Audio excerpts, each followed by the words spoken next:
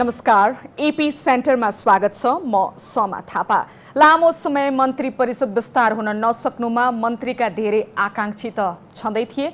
प्रधान न्यायाधीशले पनि सरकारमा भाग मागेको समाचार बाहिरिएपछि यसले तरङ्ग निम्त्याइदिएको छ। न्यायालय सेटिङमा चल्न थाल्यो भनेर सुनेको त धेरै भयो। यस्तो सङ्गीन परिस्थिति कसरी निम्थियो? न्यायालयलाई कार्यपालिकाले आफू अनुकूल चलाउन खोज्दा निम्तने दूरगामी प्रभाव के हुन सक्छ? के साँच्चै न्यायालय राजनीतिक भागबण्डामा सक्रिय भएको हो? यदि हो भने वर्तमान प्रधान न्यायाधीशका तर्फबाट एउटा विज्ञप्ति मात्रै पर्याप्त हुन्छ? यसको निराकरण कसरी हुन्छ? आज यिनै विषयमा कुराकानी गर्नेछौँ। दुवैजनालाई स्वागत गर्दै म पहिला ओम प्रकाशजीबाट जान्न चाहन्छु। पछिल्लो समय अदालतमा राजनीति मिसियो भनेर खुबै चर्चा भइरहेको छ। अहिले त झन् बहालवाला प्रधान न्यायाधीशले मन्त्रीमण्डलमा आफ्नो भाग मागेको भनेर चौतर्फी चर्चा छ। यो घटनालाई कसरी हेर्नु भएको छ? अब अदालतमा जुन खालका मुद्दाहरू अहिले आएका छन्, ती मुद्दाहरू राजनीतिक महत्त्वका मुद्दाहरू थिए। पछिल्लो समय त्यो संसद विघटनसँग सम्बन्धित पनि, दल विभाजनसँग सम्बन्धित, त्यसै गरेर संवैधानिक नियुक्तिसँग सम्बन्धित, अरू कतिपय अध्यादेशसँग सम्बन्धित कुराहरू। त्यो चाहिँ राजनीतिक महत्त्वका मुद्दाहरू अदालतमा आइसकेपछि र त्यसले चाहिँ जे परिणाम दिन्छ अदालतमा आइसकेपछि त्यसमा राजनीतिक टीका टिप्पणी हुने कुरा भइ नै हाल्यो। र त्यो सँगसँगै अब न्यायाधीशको पृष्ठभूमिसँग जोडेर पनि हेरियो। यसरी हेर्दाखेरि कतिपय कुराहरू फ्याक्ट पनि हुन सक्छन्, कतिपय कुराहरू हाम्रा पनि आग्रह पनि हुन सक्छन्। त्यो एउटा पाटो छ। पछिल्लो समय चाहिँ जुन प्रधान न्यायाधीशज्यूले मन्त्रीमा आफ्नो मान्छेहरू उहाँले चाहिँ बनाइदिनुपर्छ भनेर जुन नामहरू दिनुभयो भन्ने कुराहरू आयो। यो चाहिँ होइन भनेर त उहाँले खण्डन गराइसक्नुभयो, आफैले चाहिँ खण्डन गर्नु भएको छैन, तर सर्वोच्चबाट प्रशासनले चाहिँ खण्डन गर्यो। वास्तवमा यो सर्वोच्चको प्रशासन अथवा सर्वोच्च अदालत इन्भल्भ भएको विषय त होइन। उसले स्पष्टीकरण दिएर अथवा खण्डन गरेर पत्तै हाल्ने कुरा त हुँदैन। किन भन्दा यो चाहिँ नितान्त प्रधान न्यायाधीशज्यूको आफ्नो कुरा हो। यो उहाँले आफ्नो व्यक्तिगत हिसाबले पदको त उहाँले चाहिँ पदीय आधार त होला, तर चाहिँ संस्था यसमा इन्भल्भ भएको कुरा, संस्थालाई थाहा भएको कुरा होइन। त्यसकारण उहाँ आफैले यसलाई चाहिँ खण्डन गर्नु भएको छैन। यो पछिल्लो कुरा। यो कुरा चाहिँ फेरि पहिलो योभन्दा अगाडिको प्रधानमन्त्रीज्यूसँग पनि यस्तो खालको चाहिँ माग राखिया थियो भन्ने कुरा पनि आए। आउँदाखेरि चाहिँ यो हो रहेछ कि भन्ने चाहिँ पर्या छ। हो रहेछ कि भन्ने पर्नु नै यसमा ठुलो कुरो भयो। त्यसले नै एउटा उहाँको नैतिक धरातललाई चाहिँ कमजोर बनाउने स्थिति छ। यहाँनिर प्रधान न्यायाधीशका तर्फबाट व्यक्तिगत रूपमै यसमा खण्डन आउनु पर्थ्यो। उहाँ मौन रहनुले धेरै कुरा बताइरहेको छ भन्नु खोज्नु भएको। त्यो चाहिँ उपयुक्त हुन्थ्यो। किन भन्दा यो चाहिँ उहाँलाई यो चाहिँ शङ्का गरिया हो, खास गरेर संस्थालाई होइन। अरू न्यायाधीशलाई यो कुरा थाहा हुने कुरा पनि भएन, त्यहाँको प्रशासनलाई थाहा हुने कुरा पनि भएन। त्यसकारणले यो चाहिँ नितान्त उहाँले जवाफ दिनुपर्ने विषय हो। यहाँनिर नि दुईटा कुरा छ। प्रधान न्यायाधीशले आफ्नो भाग माग्नु भयो वा भएन त्यो उहाँलाई थाहा होला, उहाँको निकटतम मानिसहरूलाई थाहा होला। जसरी समाचारहरू आइरहेको छ यसले एक प्रकारको तरङ्ग ल्याइसकेको छ। तर प्रधान न्यायाधीशमाथि नै मन्त्रीमण्डलमा भाग मागियो भनेर प्रश्न गर्ने अवस्था आइरहेको छ नि अहिलेको यो समयमा। यो आफैमा एकदमै डरलाग्दो चिज होइन? हामीले अलिक बढी सामान्यकरण गरे छौँ जस्तो लाग्दैन? हो, एकदमै यो चाहिँ यसले हाम्रो सिस्टम नै समाप्त पार्छ। हाम्रो सिस्टम टिकेको त यो शक्ति पृथकीकरणले टिक्या हो, नियन्त्रण सन्तुलनले टिक्या हो। होइन भनेदेखि त त्यसरी चाहिँ आफ्नो पदको दुरुपयोग गर्न पाउने हो भनेदेखि कुनै पनि एउटा राज्यको अङ्ग अथवा कुनै पदाधिकारी भीमकाय बन्दै जान्छ। त्यो त हामीसँग उदाहरणै छ नि। लोकमान सिंह कार्की एउटा संवैधानिक निकाय भनेको खास ठुलो संस्था होइन एउटा राज्यका अरू प्रमुख अङ्गको अगाडि, तर उहाँले जसरी समानान्तर सरकार चलाउनु भयो नि, हो त्यो कुरालाई हेर्दाखेरि के छ भने यसरी चाहिँ न्यायपालिकाको प्रमुखले क्याबिनेटमा आफ्नो भाग खोज्ने स्थिति आयो भनेदेखि र उहाँले चाहिँ त्यसमा एउटा ब्ल्याकमेलिङ गर्ने स्थिति आयो भनेदेखि त यो संवैधानिक प्रणाली नै कोल्याप्स हुन्छ। ठिक छ। शक्ति पृथकीकरणको सिद्धान्त खल्वलिएपछि मुलुकले के मूल्य चुकाउनु पर्छ त्यसबारेमा म आउँछु। विष्णुजीबाट जान्न चाहे यो प्रधान न्यायाधीशको प्रकरणलाई तपाईँको पार्टीले बाहिर बसेर अहिले कसरी हेरिरहेछ? औपचारिक ढङ्गले त हाम्रो यसमा कुनै प्रतिक्रिया छैन। पार्टीले यस्ता विषयहरूमा आफ्नो औपचारिक प्रतिक्रिया अहिले जनाउन आवश्यक ठान्दैन। किन तर देशमा व्यक्तिगत ढङ्गले यो नि न्यायालयमाथि नै एक प्रकारको प्रहार हो। यदि यो समाचार झुट हो भने, सही हो भने लोकतन्त्र र संविधानमाथिकै खतरा हो। यो त मुलुकलाई नै हल्लाइदिने समाचार हो। हामी प्रमुख प्रतिपक्षी दलमा छौँ, हामीले प्रमुख प्रतिपक्षी दलको भूमिका निर्वाह गर्नुपर्छ। अहिले हामी धेरै विषयमा प्रोएक्टिभ भएर निर्णय नभएका विषयमा हामीले धारणा राख्दै जाने कुरा हुँदैन। पर्दाहरू खुल्दै जाउन्, यसअघि भएका फैसलाहरू कसरी निर्देशित थिए, ती फैसलाहरूको अन्तर्यमा के थियो र त्यसले के परिणाम ल्यायो भन्ने पनि मानिसहरूले हेर्दै जाउन्। यो भनेर मैले कुनै हामी नेपालको प्रमुख राजनीतिक दल अहिले पनि एक नम्बर राजनीतिक दल तमासा हेरेर बस्छ भनेको होइन। नेकपा एमाले के गर्नुपर्छ, कुन बेलामा प्रतिक्रिया दिनुपर्छ उचित ढङ्गले दिन्छ। जे अहिले न्यायालयका बारेमा प्रश्नहरू सुनिँदैछन् यसका केही अन्तर्कथाहरू छन्, हामी यसको केही पृष्ठभूमिमा जानुपर्छ। जुन विषयमा हाम्रा मतान्तरहरू पनि हुन सक्छन्, जुन राजनीतिक विषयहरूमा अदालतले प्रवेश गर्यो ती विषयले ल्याएको परिणामलाई आज हामीले आकलन गर्न अझै छिटो होला।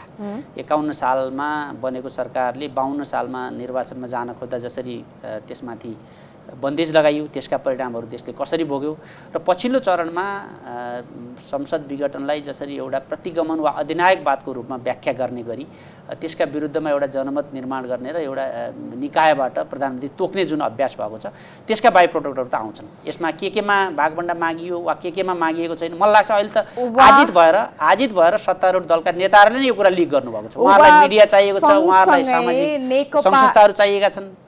वा सँगसँगै नेकपा एमालेलाई प्रश्न गर्ने नैतिक अधिकार पनि छैन। किन भन्दा केपी ओली प्रधानमन्त्री हुँदा संवैधानिक परिषदमा 2 पटक अध्यादेश ल्याएर प्रचलित नियम तोडेर विपक्षी दलका नेता नचाहिने, बहुमतले निर्णय गरे पुग्ने लगायतका नियमहरू त पारित गराइएको र संवैधानिक नियुक्तिमा नै अहिलेका बहालवाला प्रधान न्यायाधीशलाई दर्जनौं मानिसहरूको नियुक्तिमा सघाउनु भएको भनेर तपाईहरुकै पार्टीले आरोप छ। यसमा दुईवटा पाटोबाट हेरौँ। एउटा संवैधानिक परिषदको सम्बन्धी अध्यादेश ल्याउनु हुन्थ्यो हुँदैन थियो यसको अलग पाटो छ, यसलाई अलग विश्लेषण गरौँ। दोस्रो चाहिँ संवैधानिक आयोगहरूमा प्रधान न्यायाधीशले भागभण्डा खोज्नुभयो भन्ने सन्दर्भ तपाईले जुन जोडेर योसँग जोड्नु खोज्नु भएको छ, यसलाई हामीले कसरी हेर्नुपर्छ भने प्रधान न्यायाधीश संवैधानिक परिषदको सदस्य हुनुहुन्छ। संवैधानिक परिषदको बैठकभित्र हरेक सदस्यको त्यहाँ दिने नियुक्त गर्ने व्यक्तिहरूका बारेमा मत राख्ने, राय राख्ने, निर्णय गर्ने वा नगर्ने, स्वीकार गर्ने वा अस्वीकार गर्ने त्यो अधिकार हुन्छ।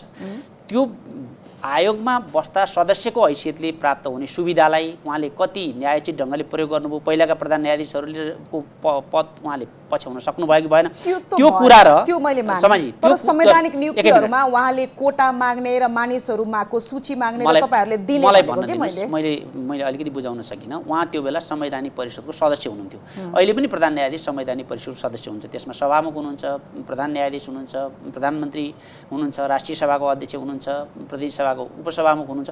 उहाँहरूको जुन संवैधानिक परिषद बनेको छ, परिषदभित्र कुन सदस्यले भनेका कुराहरू भए त्यहाँ सबैको बराबर हैसियत हुन्छ। एकजना अध्यक्ष हुनुहुन्छ, अरू सबै सदस्य हुनुहुन्छ। त्यो बेला कुनै व्यक्तिहरू परेको कुरा र अहिले मन्त्रीमण्डलमा सिधै मलाई फलानु मान्छे चाहियो, त्यो पनि मन्त्रालय नै तोकेर चाहियो भन्ने कुरालाई हामीले आपसमा जोड्न मिल्दैन।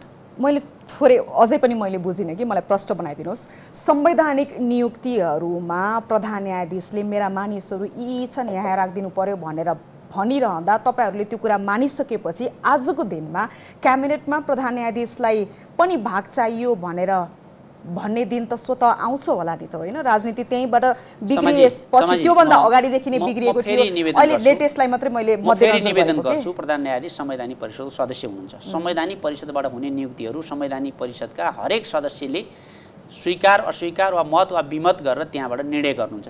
त्यसको प्रक्रिया छ। त्यहाँभित्र के छलफल भयो, प्रधान न्यायाधीशले सिफारिस गरेका वा सभामुखले वा राष्ट्रिय सभा अध्यक्षले प्रधानमन्त्रीले सिफारिस गरेका कति मान्छे नियुक्त भए म यसमा जान चाहन्न। त्यो उहाँहरूको प्रोडेगेटिभ राइट हो। जहाँसम्म अहिले मन्त्री परिषदको कोटामा आएको प्रश्न छ, यो त अत्यन्त आपत्तिजनक मात्र होइन, वर्तमान गठबन्धनका लागि त एउटा योभन्दा ठुलो झापड के हुन्छ? यहाँनिर ओम प्रकाशजी, अहिले हामीले नि अघि तपाईँले पनि भन्नुभयो प्रधान न्यायाधीश एकजना व्यक्तिलाई मात्रै दोष दिने वा समग्र न्यायपालिकालाई यसमा जोड्ने वा न्यायपालिकामा जुन कल्चरहरू देखिएको छ नि पछिल्लो समय त्यसलाई पनि केलाउने भन्ने दुईटा विषय होला। तपाईलाई के लाग्छ? एक थरीले के पनि भनिरहेछन् भन्दाखेरि सरकार बनाउने र गिराउनेमै सर्वोच्च अदालत त्यसरी सक्रिय भूमिकामा उत्रिसकेपछि उहाँले यो क्याबिनेटमा आफ्नो भाग खोज्नु त त्यो त बाइ प्रोडक्ट हो भनेर पनि तर्क गर्छन्। पहिलो कुरा, यो सरकार चाहिँ अदालतले बनाएको होइन। किन भन्दा त्यो जुन गणित त्यो सङ्ख्या थियो, त्यो सङ्ख्या चाहिँ राष्ट्रपतिकोमा पुगिसकेका थियो, 146 जनाको सङ्ख्या। 146 जनाले मुद्दा गर्नुभयो। त्यो 149 जनाको सङ्ख्या त्यहाँ पुगेको थियो। त्यो सङ्ख्यालाई चाहिँ स्वीकार गर्ने अस्वीकार गर्ने के हो त? कानुनले चाहिँ यसलाई चाहिँ स्वीकार गर्नु भन्छ कि अस्वीकार गर्नु भन्छ? राष्ट्रपतिले अस्वीकार गर्न सक्ने ठाउँ छ कि छैन कानुन त भनेर व्याख्या गरे हो। त्यहाँ जे त्यो सङ्ख्या थियो त्यो सङ्ख्याले चाहिँ प्रधानमन्त्री बन्न सक्छ भनेर भनिदिया हो।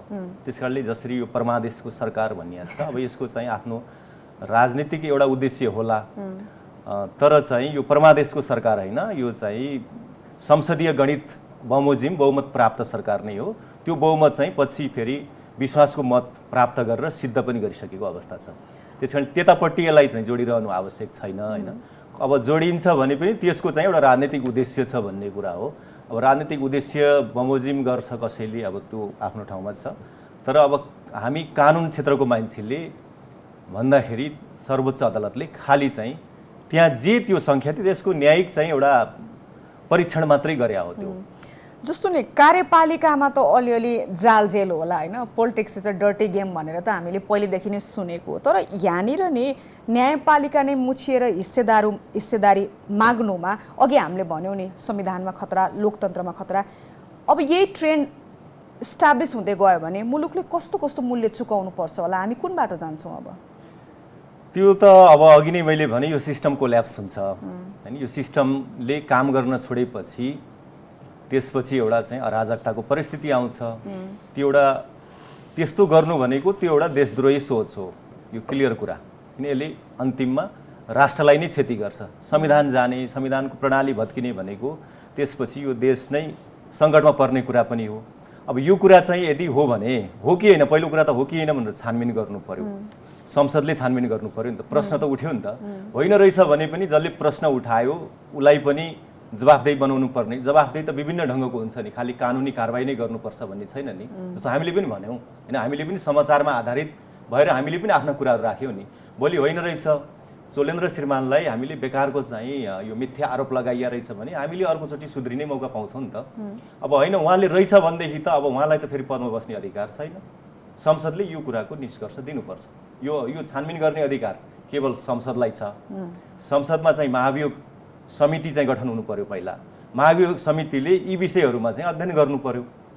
त्यसकारणले यसमा जवाफदेही बनाउने कुरा, खालि यो इस्यु आयो गयो बिर्सियो त्यस्तो होइन कि इस्यु आइसकेपछि जवाफदेही बनाउनु पर्छ। राम्रो काम गरेछ कसैले पनि अझै प्रोत्साहन गर्नुपर्छ, रिवार्ड गर्नुपर्छ। रिवार्ड भनेको त तपाईँ हामीले उसलाई मिडियामा आएर यो राम्रो मान्छे थियो, यो राम्रो काम थियो मात्रै भनिदिनु पनि ठुलो रिवार्ड हो। ओके, पनि यो 2-4 दिनको मिडिया बाजी मात्रै खराब काम गरे रहेछ भनेदेखि त यो सिस्टमले बाहिरै पठाउनु पर्ने हुन्छ र अरू थप कानुनी जो जवाफदेहिता जे चाहिँ बेहोर्नु पर्ने हो त्यो पनि बेहोर्नु पर्ने हुन्छ। अघि यहाँले एउटा कुरा महत्त्वपूर्ण कुरा उठाउनु भयो कि प्रधान न्यायाधीशको यो व्यक्तिगत कुरा हो भने जसरी कुरा निकाल्नु भयो नि, तर यसलाई व्यक्तिगत मात्रै भनेर यसलाई व्याख्या गर्न मिल्छ। जस्तो समग्र न्यायालय नि पछिल्लो समय राजनीतिक रूपमै सक्रिय भयो भन्ने खालका कुराहरू नि यहाँनिर यो माहौल नि अब सेटिङमा चल्छ, न्यायाधीशहरू चल्छन् होइन, न्यायपालिकामा सेटिङको ठुला ठुला कुराहरू बेला बखतमा आइरहन्छ नि। यो राजनीतिक दलले चाहिँ न्यायालयलाई आफू अनुकूल प्रयोग गर्ने, न्यायालयले पनि आफूलाई पाएको बेलामा त्यहाँबाट फाइदा लिउँ भन्ने यो नेक्सस छ नि, यो कति डर लाग्दो? प्रधान न्यायाधीशको मात्र महत्त्वाकांक्षा भनेर बुझ्न मिल्छ? यो चाहिँ त्यही नै हो। अहिले चाहिँ प्रधान न्यायाधीशकै महत्त्वाकांक्षा हो यो। यसलाई चाहिँ संस्थासँग जोडेर अहिले हेर्नु हुँदैन। संस्थाले यसलाई अन गर्ने अवस्था पनि छैन। यो संस्थाको कामसँग यसको कहीँ पनि सम्बन्ध छैन यो खालको चाहिँ। किनभने संस्थाको कामसँग यसको सम्बन्ध छैन। बरु यस्तो खालको चाहिँ कुरा के भयो भनेदेखि सुप्रिम कोर्टको फुल कोर्टले पनि त्यहाँ चाहिँ पूर्ण बैठकले पनि यसमा चाहिँ आफ्नो सरकार राख्न सक्छ। किन भन्दा न्यायपालिका प्रतिको जनास्था नै समाप्त हुन्छ। त्यसकारणले बरु त्यो न्यायिक आचरण विपरीत भएन भनेर चाहिँ त्यहाँ भित्रबाट पनि भन्न सकिने अवस्थाहरू हुन्छ। त्यसकारणले यसलाई संस्थासँग जोड्यो भनेदेखि त सिङ्गो संस्था नै बदनाम हुन्छ। त्यस्तो मैले भन्न खोजेको चाहिँ एभिडेन्सले त्यो कुरा बताउँदैन। अलिकति विष्णुजीबाट न्यायाधीश छनौटको प्रक्रियामा पनि दलीय छाया त परेको छ नि त होइन। अब सांसदलाई नै तपाईँहरूले कति 72 सालमा होइन एमालेको सांसदलाई पछि उहाँ न्यायाधीश हुनुभयो होइन। अहिले पनि प्रधानमन्त्री केपी शर्मा ओली आफ्नो कार्यकालमा रहँदा उहाँका मुख्य सल्लाहकारहरू पछि न्यायाधीश हुनुभयो। यो परिपाटी नै तपाईहरूले नै झङ्गाइदिनु भएको हो नि त। यो एउटा दलको मात्रै कुरा गरेर यो दलीय व्यवस्थामा न्यायपालिकामा यो राजनीतिक रङ पोत्ने काम त धेरै अगाडि सुरु भयो नि त।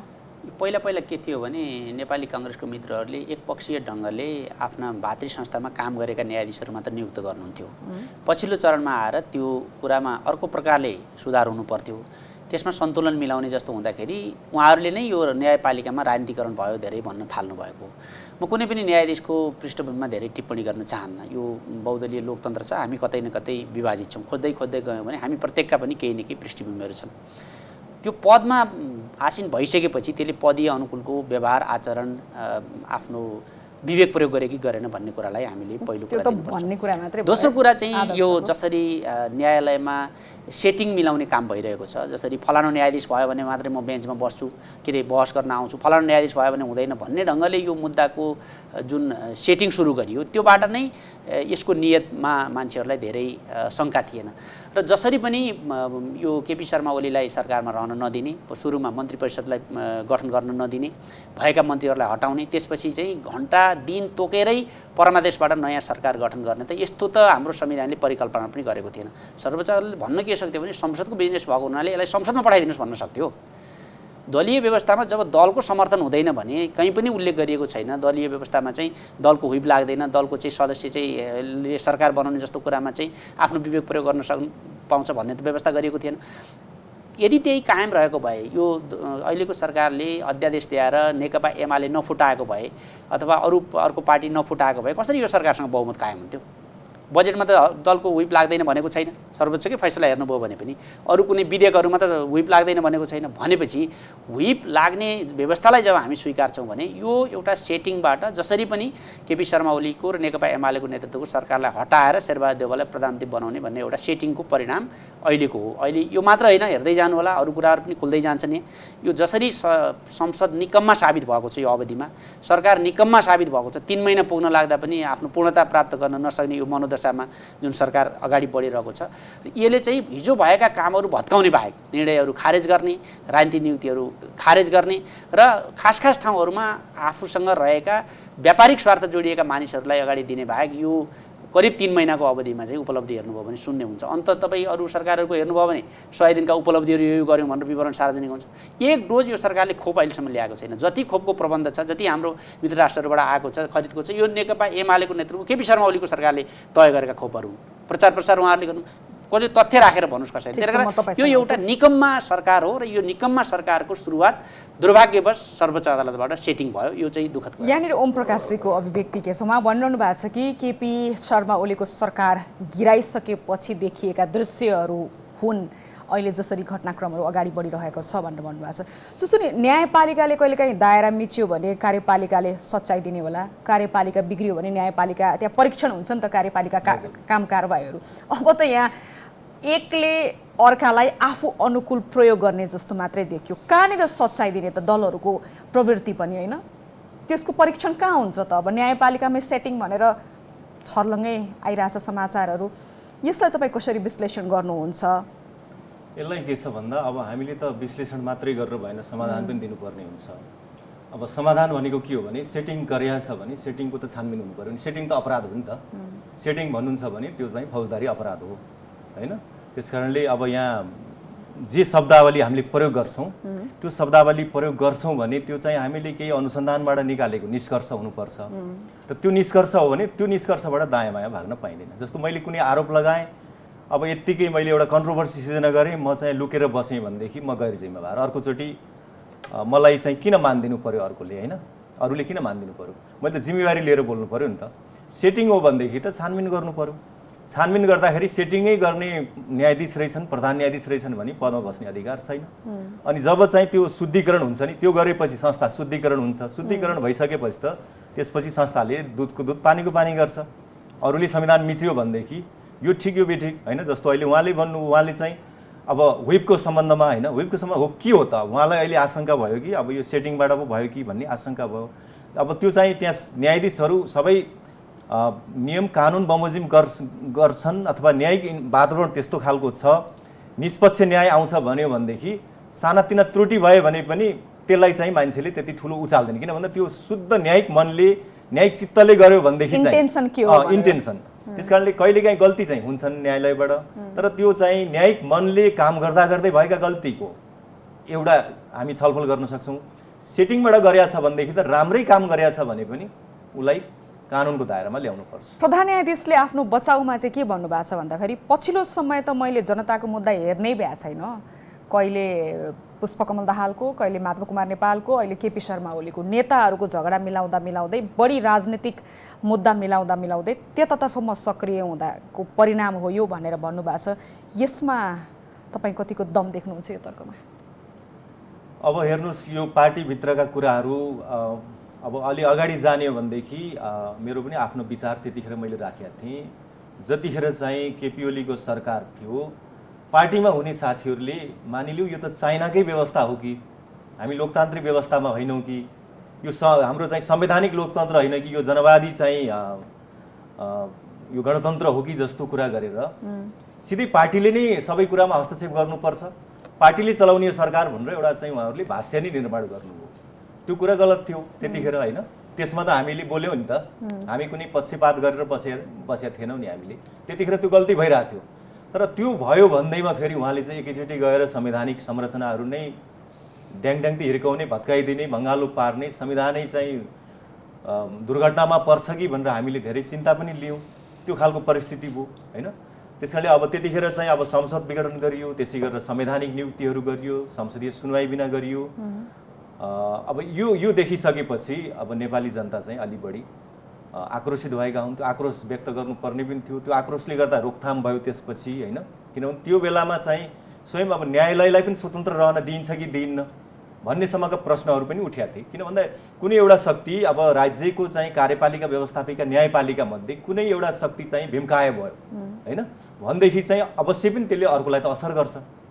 त्यसको चाहिँ त्यो असर चाहिँ नहोस्, कम्तीमा चाहिँ एउटा यस्तो खालको चाहिँ एउटा लिगल इन्भाइरोमेन्ट होस्, एउटा यस्तो खालको पोलिटिकल इन्भाइरोमेन्ट होस्, यस्तो खालको जुडिसियल इन्भाइरोमेन्ट होस् जहाँ चाहिँ न्यायालयले पनि खुट्टा नकमाइकन उसले निर्णय गर्न सक्ने, निष्पक्ष निर्णय गर्न सकोस् भन्ने अपेक्षा त सबैको थियो नि। हो त्यो हदसम्मको चाहिँ सरोकार चिन्ता चाहिँ स्वाभाविकै हो। तर होइन यो मेरै कोल्टामा आउनुपर्छ जसरी पनि भनेर सेटिङै गरिन्छ भनेदेखि सेटिङ अपराध हो। यहाँनिर नि विष्णुजी जस्तो कार्यपालिकाका अघि नै पनि भने मैले गलत क्रियाकलापहरूको परीक्षण गर्ने अथवा यो ठिक यो बेठिक भनिदिने त न्यायपालिका हो नि त होइन। तर अहिले हेर्दा मिसमास जस्तो के एकले अर्कालाई चलाइरहेछ।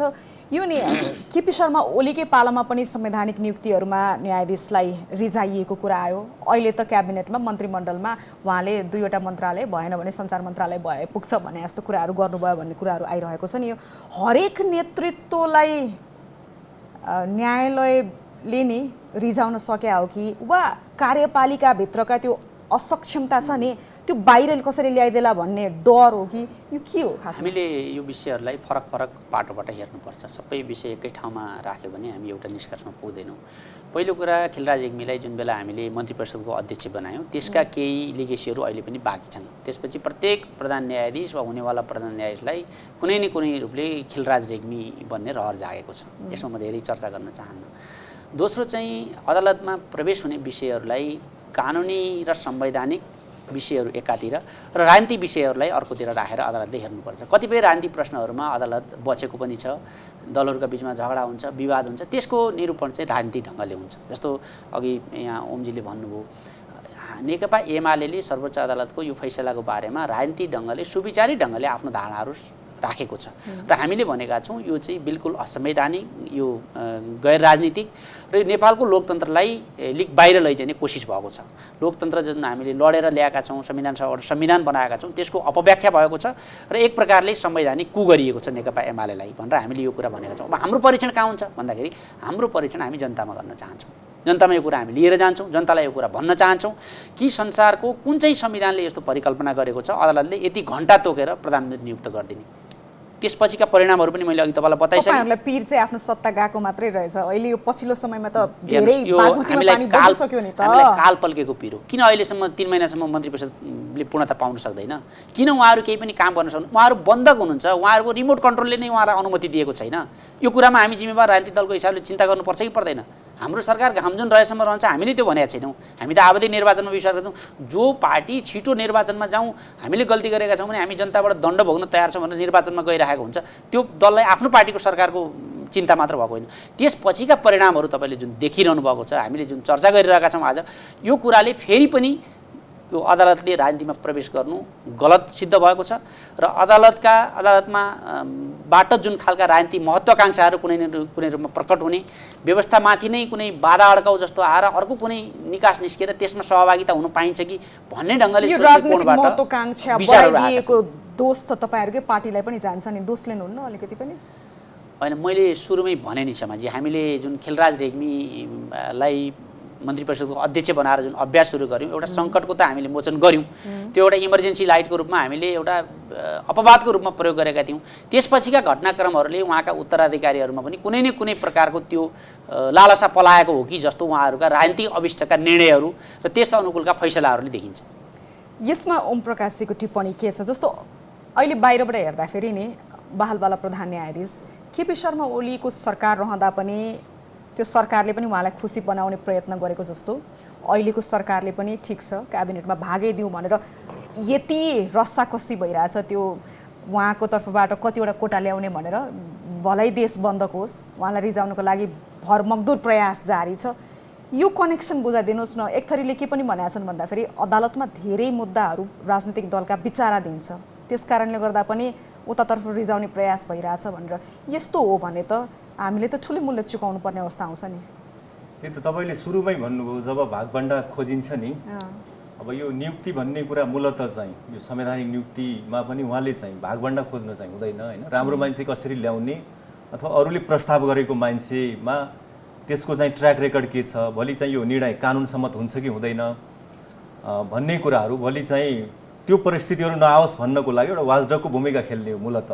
नत्र एउटा प्रधान न्यायाधीशले एउटा चाहिँ नामहरू चाहिँ उसले पनि खल्तीबाट ल्याउँछ अनि त्यसलाई पनि राख्ने भनेर यो भागभण्डा जुन छ नि, भागभण्डा गर्नलाई चाहिँ त्यहाँ राखिया होइन। जब उहाँले त्यो भागभण्डामा सामेल हुनुभयो, भागभण्डामा सामेल भइसकेपछि अलिकन उहाँमा त्यो कार्यकारी प्रकृतिको चाहिँ उहाँको विचार महत्त्वाकांक्षाहरू बढ्या हो। अब खिलराज रेग्मीको पालामा पनि त्यही नै हो होइन। खिलराज रेग्मी, दामोदर, रामकुमार प्रसाद शाह उहाँहरूले चाहिँ त्यतिखेर प्रत्यक्ष लाभ लिएकै हो। त्यतिखेर तीनजनाले खिलराज उता गइसकेपछि कामु चाहिँ प्रधान न्यायाधीश दामोदर हुनुभयो अनि त्योभन्दा तलको चाहिँ न्यायाधीश रामकुमार चाहिँ न्याय परिषदको सदस्य हुनुभयो। उहाँहरूका नियुक्तिहरूमा पनि त्यो कुराहरू देखियो त्यतिखेर। तर त्यो मुद्दाको सम्बन्धमा त्यो मुद्दा हामीले नै गरे हो, लामो समय हामी लडियो। संविधान आइसकेपछि संवैधानिक इजलासले निर्णय गर्दाखेरि कल्याण श्रेष्ठ र सुशीला कार्कीले यो कुरा गलत भयो, भविष्यमा यस्तो गर्नुहुन्न भनेर राष्ट्रपति प्रधान न्यायाधीशलाई प्रधानमन्त्रीलाई समेत सचेत बनाउनु भएको छ। त्यो कुरा चाहिँ धेरै गम्भीर कुरा थियो, सचेतै बनाउनु भएको छ आइन्दा चाहिँ यस्तो नहोस् भनेर। तर बाँकी अर्को तीनजना मेजोरिटी गोपाल पराजुली, ओम प्रकाश मिश्र र चाहिँ अर्को चाहिँ वैद्यनाथ उपाध्याय, तीनजनाले चाहिँ होइन यो चाहिँ यो काम सम्पन्न भइसक्यो, अहिले नै चाहिँ त्यसो चाहिँ सचेत गराउन उपयुक्त छैन भनेर फरक मत राख्नुभयो उहाँहरूले। त्यस कारणले सबै प्रधान न्यायाधीशहरू त्यस्तो त हुनु नथ्यो। तर अहिले आइसकेपछि पछिल्लो समयमा यो चर्चा चाहिँ यो मन्त्री परिषदको अध्यक्ष बन्ने रे भन्ने चर्चा चाहिँ अलिकन गाईगुई गोपाल पराजुली श्रीमानको पालामा पनि आएको थियो त्यतिखेर पनि होइन। त्यतिखेर उहाँको ठ्याक्क चुनाव गराउने बेला यो चाहिँ 74 सालमा उहाँ नै हुनुहुन्थ्यो त्यतिखेर आएको थियो। तर त्यो चाहिँ मेन स्ट्रिम मिडियाहरूले लेखेनन्, त्यसको पछि हामी धेरै लागेनौँ। तर अहिले चाहिँ यो कतै यो अव्यवस्था भइरहँदाखेरि दलहरू बिचको चाहिँ अविश्वासहरू बढ्दै जाँदाखेरि कतै यसमा भू राजनीतिक स्वार्थहरू पनि छन् कि प्रधान न्यायाधीशले त्यही पो चाहनु भएको छ कि यहाँ त फेरि यो गणतन्त्र विरोधी होइन संहिता विरोधीहरू पनि अहिले चाहिँ सलबलाइरहेका छन्। कतै यो हो कि फेरि अब उहाँको एउटा पृष्ठभूमि एउटा राणा भन्दा बित्तिकै मान्छेले सोच्ने त्यो एजम्सन गर्ने त्यो चाहिँ एउटा अवस्थाहरू थियो। तर त्यसको ठोस प्रमाणहरू केही देखिएन त्यतिखेर। र अब पछिल्लो समय जब यो मन्त्री यो चाहिँ बनाउने कुरासँग सम्बन्धित कुराहरू आयो, अब केपी ओली ज्यू प्रधानमन्त्री हुँदाखेरि पनि उहाँले माग गर्नुभएको थियो भन्ने कुरा अलि हाई लेभलकै चाहिँ नेताहरूबाट पनि सुनियो, तर मिडियामा धेरै आएन त्यो। पछिल्लो समय त यति धेरै आयो कि यो आइसकेपछि अब अहिले चाहिँ हामी यत्तिकै अब चुप लागेर बस्ने अवस्था छैन। यसको के हो निष्कर्षमा हामीले पुर्याउनै पर्ने हुन्छ। त्यो हो भनेदेखि उहाँले गरेको कुनै पनि काम, उहाँले गरेको राम्रै कामले पनि वैधता पाउँदैन। किन भन्दा न्याय गरेर मात्रै हुँदैन, न्याय गरे जस्तो पनि देखिनुपर्छ भन्ने छ नि मान्यता। किन यो न्याय नै भएको छ भन्ने विश्वास पनि त हुनु पर्यो नि। उसले निष्पक्षतापूर्वक काम गरेका छ, बार्गेन गरेका छैन, ब्ल्याकमेल गरेका छैन भन्ने कुरा देखिनु पर्यो नि त। हो यो बिचमा के छ भने कतिपय मुद्दाहरूमा जस्तो पार्टी विभाजनको यो फागुन 23 को मुद्दा, फागुन 23 को फैसला, त्यसले त नेकपालाई त पूर्वावस्थामा फर्काइदियो, टुक्राइदियो नि त। यो अलि राजनीतिक फैसला भयो भन्ने कुरा आयो। त्यसपछि अब यो मन्त्रीहरूको नियुक्तिसँग सम्बन्धित कुराहरू, यद्यपि त्यो चाहिँ अदालतले फैसला गर्दाखेरि संविधान सम्मतै गरेको छ भन्ने लाग्छ मलाई चाहिँ त्यसमा, होइन। तर त्यसमा पनि अब एउटा राजनीतिक महत्त्वको थियो, राजनीतिक रूपमा त्यसलाई चाहिँ लियो। कतै चाहिँ उहाँले चाहिँ मन्त्री बन्नको लागि नाम दिएको, 2टा नाम दिएको, त्यो नभइसकेपछि बाँकी अरू मन्त्रीहरू पनि त्यसकारणले गए भन्ने खालको कुराहरू, अरू मन्त्रीहरूको पद खोसियो भन्ने कुरा व्याख्या गरियो। तर यसको चाहिँ ठोस आधार त्यतिखेर फेला परेको थिएन। अब अहिले चाहिँ त अब यो मन्त्रीमण्डल चाहिँ विस्तार हुनको लागि समय पनि लागिराख्या। अब के नमिल्या हुँदाहुँदै जुडिसियरीलाई पनि मिलाउन नसक्या हुनाले पो यस्तो भएको भन्ने कुराहरू आयो। अब यसको त छानबिन हुनुपर्छ भन्ने लाग्छ मलाई। विष्णुजीलाई के लाग्छ? जस्तो नि यति महत्त्वपूर्ण कुरा आइसकेपछि अब 2-4 दिन मिडियाबाजी होला, मिडिया ट्रायल होला, होइन, त्यसपछि के? प्रधान न्यायाधीश सही हुनुहुन्थ्यो भने यो कुरा कहाँबाट आयो भनेर त्यो कुरा बाहिर आउने त्यो च्यानललाई पनि त दण्डित गर्नु पर्ला। किन भन्दा प्रधान न्यायाधीश, बहालवाला प्रधान न्यायाधीशमाथि यति सङ्गीन आरोप आइसकेपछि त यो सही हो या गलत हो एउटा त हुन्थ्यो होला नि त। यतिकै फासफुस पार्न त भएन होला। प्रतिपक्षकै हिसाबले तपाईँहरूले के हेर्नु भएको छ, वा अझै पनि यो सत्ता गुम्दाकै पीडामा हुनुहुन्छ? मेरो विचारमा सत्तारूढ दलका नेताहरूले साह्रै अक्करमा परेर यो कुरा लिक गर्नुभएको होला। किनभने यो त हामीसँग गरेर हुने कुरा होइन, आफ्नै भाग खोसेको डरले। तपाईँसँग गरेर हुने कुरा होइन, ओमजीसँग गरेर कुरा हुने होइन। जसले बनाउनु पर्ने ठाउँमा उहाँले कुरा गर्नुभएको होला मेरो अनुमान। उहाँहरूले यो त साह्रै थेक्न सकिँदैन भनेर नै यो कुरा मिडिया मार्फत लिक गर्नुभएको होला भन्ने मेरो अनुमान। मन्त्रीहरूको आकाङ्क्षी धेरै भए, अब प्रधान न्यायाधीशलाई पनि कोटा दिँदाखेरि आफ्नो भाग लोकलाज पनि अलिकति होला। लिक भयो भने अर्को कुरा लोकलाज पनि होला। भोलि बिहान ल भन्दाखेरि यो त दलीय व्यवस्था हो, यद्यपि सांसदहरू निर्दलीय हुन सक्छन्, यो चाहिँ व्यक्तिगत ढङ्गले भोट हाल्न सक्छन् भनेर संविधानको अपव्याख्या सर्वोच्चले गरेको छ। समयक्रममा हामीले सच्याउनु नै छ त्यो। तर पनि यो त बहुदलीय व्यवस्थामा उहाँ चाहिँ कुन दलको मान्छे हुनुहुन्छ भनेर सोध्यो भने उहाँले के जवाब दिनुहुन्छ? यो एउटा अक्करले पनि सायद सत्तारूढ दलका नेताहरूले यो कुरा सार्वजनिक गर्नुभएको होला, आफ्नो च्यानलबाट लिक गर्नुभएको होला। सार्वजनिक भन्दा पनि किन औपचारिक ढङ्गले कसैले बोल्नु भएको छैन, त्यसले गर्दा मैले औपचारिक हाम्रो पार्टीले यसमा टिप्पणी गर्दैन भन्नुको कारण त्यो। दोस्रो चिज चाहिँ यो जुन ढङ्गले अहिलेसम्म जवाफ त माग्न सक्नुहुन्छ नि त? होइन, जवाब माग्छौँ, समय आउँछ भने नि मैले। अहिले कुनै आधिकारिक ढङ्गले कोही नेताले बोल्नु भएको छैन, कुरा आइरहेको छैन, सत्तारूढ दलको मान्छेले भन्नुभएको छैन भने प्रतिपक्ष एक कदम अगाडि बढेर हामीले त्यसको जवाफ माग्न मिल्दैन। परिस्थिति आउला, मैले अघि नै भनेको छु, सरकारले बाटो बिराएको ठाउँमा त्यहाँ गएर ट्र्याकमा ल्याइदिने। यो यस्तो छ, ट्र्याकमा पनि ल्याउँछौँ, संसदमा पनि सङ्घर्ष गर्छौँ, बाहिर पनि गर्छौँ, इन द वेटिङ पनि हो, भोलि चलाउने पार्टी पनि हो, यसमा कुनै दुई मत छैन। तर यसकामा के हुन्छ भन्दा जुन कुरा भएको छैन वा कसैले आधिकारिक ढङ्गले भनेको छैन, जस्तो ओमजीले भन्नुभयो नि अहिले राम्रोसँग व्याख्या गर्नुभयो, उहाँहरूले उठाउने कोण र हाम्रो पार्टीले उठाउने कोण चाहिँ फरक हुन्छ, यति चाहिँ म बुझाउन चाहन्छु। अर्को यहाँनिर नि जस्तो अहिले मन्त्रीका आकाङ्क्षीहरूमा कस्तो पनि नाम आइरहेको छ भन्दाखेरि यो सङ्घीय सांसदै नभएको, होइन, 6 महिनाका लागि चाहिँ मन्त्री बनाउन सकिने खालको प्रावधानहरू हाम्रो संविधानमा रहेछ। यी यस्ता प्रावधानहरूको गलत प्रयोग भइरहेछ। हामीले संविधान बनाउने बेलामा त विश्वकै उत्कृष्ट संविधान भनेर कति लामो समयसम्म तहल्कै मच्चायौँ। यस्ता प्रावधानहरू किन राखिन्छ? थोरै त्यतातर्फ जाउँ न। यो चाहिँ सबै मिलेर खाउँ भन्ने प्रवृत्ति हो वा लुपहोल जहाँ छ त्यही खेल्ने भन्ने प्रवृत्ति हो? त्यस्तो चाहिँ होइन। यो राख्नुको पछाडि अब यो नयाँ व्यवस्था पनि होइन, यो त पहिलेदेखि नै थियो यो व्यवस्थाहरू। त्यसकारणले यसलाई चाहिँ अन्यथा लिनु हुँदैन। खालि यसलाई अब 6 महिना अब आवश्यकै पर्यो भने एकदम यो अपवादको अवस्था मात्रै हो, त्यो अपवादको अवस्थामा चाहिँ राख्ने एउटा कुरा हो। नत्र मूलतः यसको यो अहिलेको हाम्रो शासन व्यवस्था दलीय शासन व्यवस्था नै हो। दलकै मान्छे र चुनिएकै मान्छे आउनुपर्छ। कोही आउँछ भने पनि ऊ चाहिँ 6 महिनाभित्र चाहिँ चुनिने सम्भावना, राष्ट्रिय सभा अथवा चाहिँ प्रतिनिधि सभामा चुनिने सम्भावना भएको मान्छे आउँदाखेरि अल्टिमेटली किन भन्नु त्यो पिपलमा गएर जोडिन्छ नि त। त्यो हुँदासम्म ठिकै छ। अब अहिले चाहिँ यो आइरे गइरेहरूको जसरी नामहरू आइरहेछ, यो चाहिँ भोलि गएर त्यहाँ चाहिँ फेरि चुनावबाट आउने भन्ने कुनै एउटा सम्भावना अहिले नसोचिएका मान्छेहरू, ती मान्छेहरूको चाहे त्यो हाम्रै साथीभाइ नै किन नपरुन्, होइन, यो कुनै अर्थ छैन यसको। यसरी चाहिँ मन्त्री पद तपाईँ हामीले एउटा सम्मान गर्न लायक हुनु पर्यो नि, होइन। मैले आफ्नो सम्मान लिने, मेरो आफ्नो क्षेत्रबाट लिने हो नि। अब म चाहिँ अब जताबाट जता पनि चाहिँ एकछिनमा त्यो चाहिँ के कुराहरू मिल्यो भनेदेखि चाहिँ, होइन, सेटिङहरू मिल्यो भनेदेखि जताबाट पनि जता गइदिने भन्ने कुरा प्रेडिक्टै गर्न नसकिने जस्तो अवस्था आउन थाल्यो भने यसले खालि अवसरवादीहरूलाई मात्रै ठाउँ आउँछ। त्यसपछि तपाईँ हामी त अनि किनारामै पर्ने हो नि, हामी मेन स्ट्रिममा हुँदैनौँ नि। अहिले जसरी नामहरू आइरहेछन् यहाँनिर नि यो मेन स्ट्रिम र किनाराको कुरा गरिरहँदा नि अहिले नि यो पोलिटिकल एक्टरहरू तपाईँहरू जस्ता भन्दा पनि अहिले यसो हेर्दा पनि नेपालमा अनुयायी भन्दा चाहिँ नेता बढी जस्तो देखिन्छ होइन। अब अदालत त्यो रूपमा सक्रिय छ, सबै यो राजनीतिक दलका यो भित्रका कुराहरू पनि अदालतले मिलाइदिनु पर्ने, यो यसो हो भने जो शासन व्यवस्था टिक्ने भने चाहिँ स्वतन्त्र न्यायपालिकामा हो नि त होइन। अब न्यायपालिका नै हामीले त्यसरी गिजोलिसक्यौँ, यसले नि राजनीति गर्ने आधार वैधता नै समाप्त हुने वा ढुमिल हुने, अन्ततोगत्तो त यो बेफाइदा हुने त तपाईँहरूलाई हो नि। तपाईँहरू अलिकति जिम्मेवार बन्नुपर्ने बेला आएन? यसमा के छ भने समाजी राजनीति गर्ने वैधता र आधारहरू कहिले पनि समाप्त होइन, हुँदैन। जसरी घटनाक्रमहरू आइरहेको छ कि पोलिटिकल एक्टरहरू नै अलिकति छायामा परेको जस्तो पनि देखिया छ। मैले त्यही भएर अघि नै होइन तपाईँ गलत हुनुहुन्न, अघि नै मैले त्यही भएर यहाँलाई निवेदन गरेको छु कि अदालतले राजनीतिक विषय र संवैधानिक तथा कानुनी विषयहरूको बिचमा सीमारेखा बनाउनुपर्छ। हामी त राजनीतिक कर्मी हौँ, हामी आफ्ना स्वार्थको लागि भन्न सक्छौँ, आफ्नो तर्कको लागि भन्न सक्छौँ, हामी आफ्नो पक्षलाई बलियो बनाउन भन्न सक्छौँ, हामी राजनीतिमा जनतालाई प्रभाव गर्न पनि भन्न सक्छौँ। यो कुराबाट न्यायालय बहकिनु हुँदैन पहिलो कुरा। र यस्ता राजनीतिक विषयहरूमा न्यायालय प्रवेश गर्नु हुँदैन।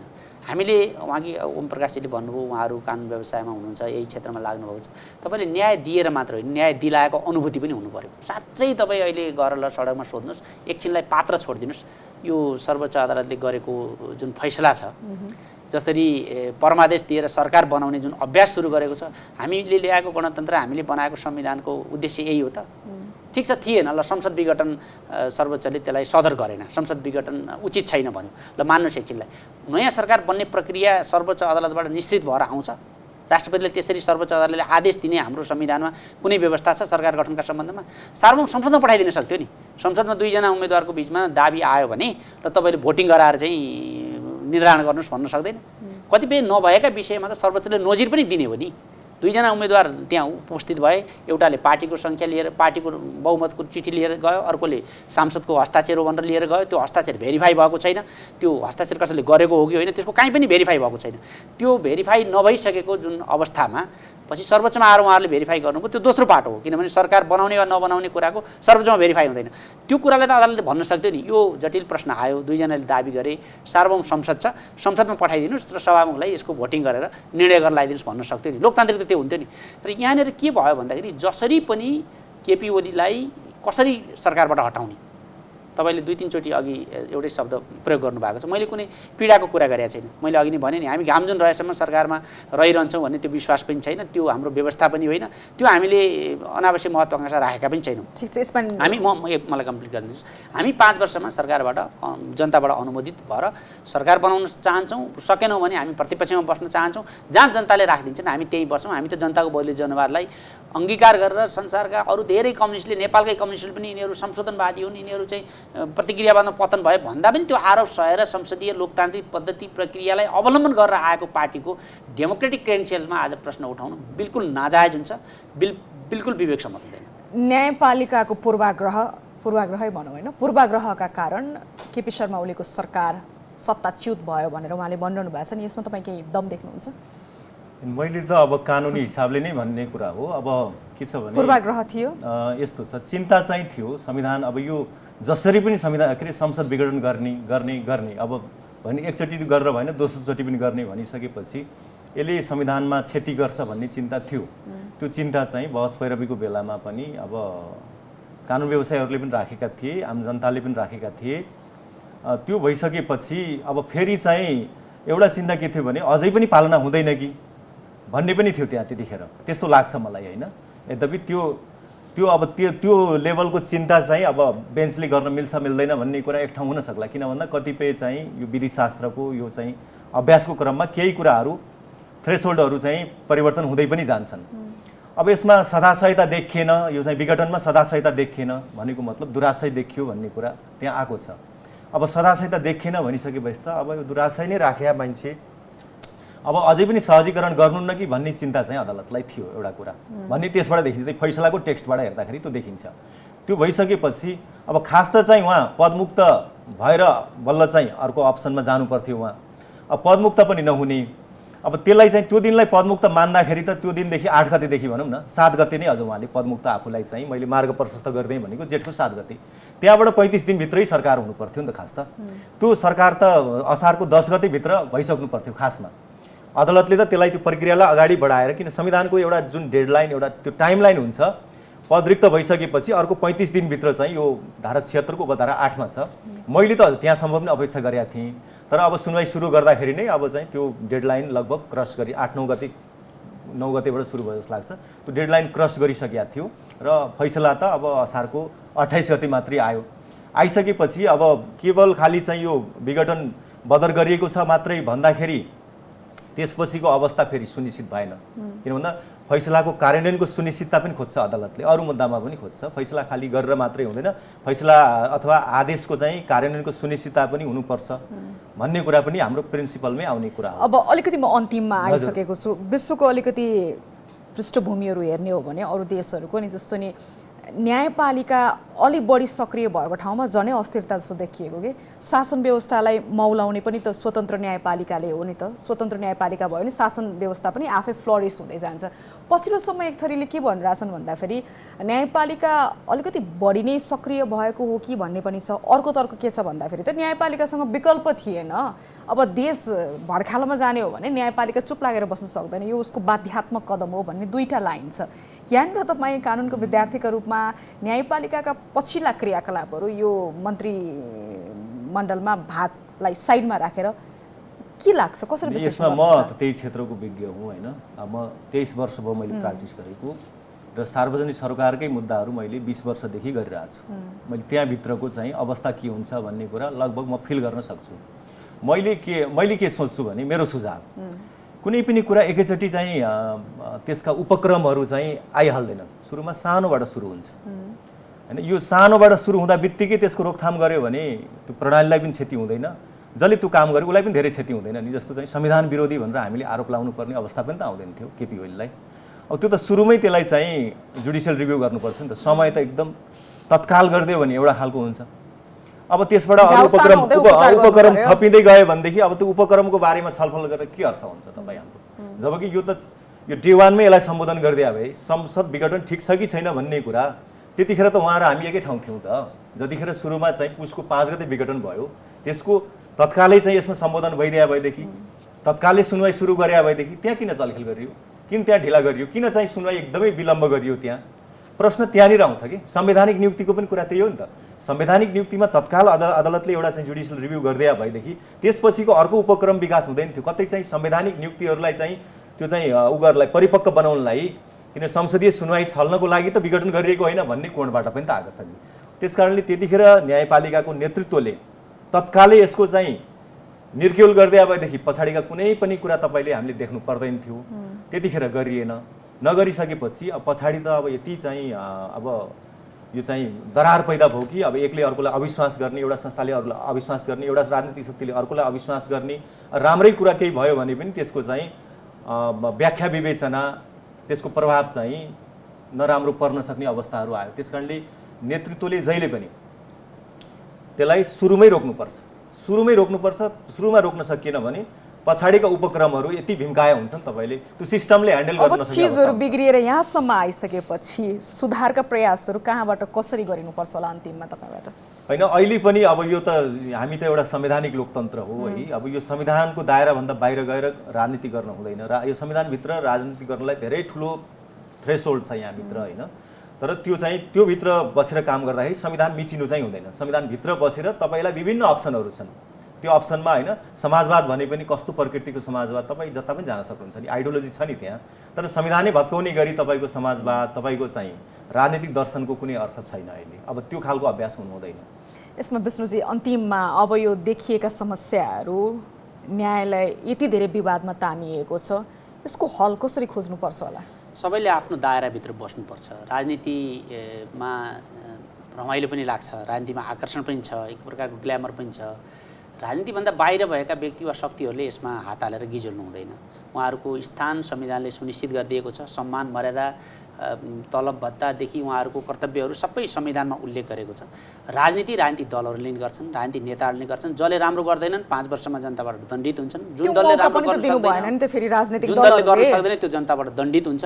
उहाँहरूले संवैधानिक र कानुनी प्रश्नमा मात्रै केन्द्रित हुनुपर्छ, राजनीतिक विषयमा केन्द्रित हुनुपर्छ। म अन्तिममा तपाईँलाई के भन्न चाहन्छु भने मान्छेलाई के लाग्छ आफ्नो आफ्नो धारणा होला केपी शर्मा ओली दुईचोटि प्रधानमन्त्री हुनुभयो, दुवैचोटि अस्वाभाविक तथा अप्राकृतिक ढङ्गले सरकारबाट उहाँको बहिर्गमन गराइएको छ। पहिलोचोटि 73 सालमा केपी ओली हाम्रो नेपालको छिमेकीको आदेश नमान्दा बहिर्गमित हुनुभएको हो। दोस्रोचोटि केपी ओली सिंहदरबारको छिमेकीको आदेश नमान्दा बहिर्गमित हुनुभएको, यति चाहिँ म भन्न चाहन्छु। अनि फेरि राजनीतिक दलहरूकै अकर्मण्यताका कारण नै अरू संवैधानिक निकायहरूमा त्यो महत्त्वाकांक्षा बढेको भनेर भन्न मिल्दैन? मिल्छ, मैले यो कुरालाई अस्वीकार गर्दिनँ। मैले सुरुदेखि नै तपाईँलाई तपाईँहरूले मौका दिनुभयो हैन? सबैको नीतिको मूल नीति फेरि पनि राजनीति हो।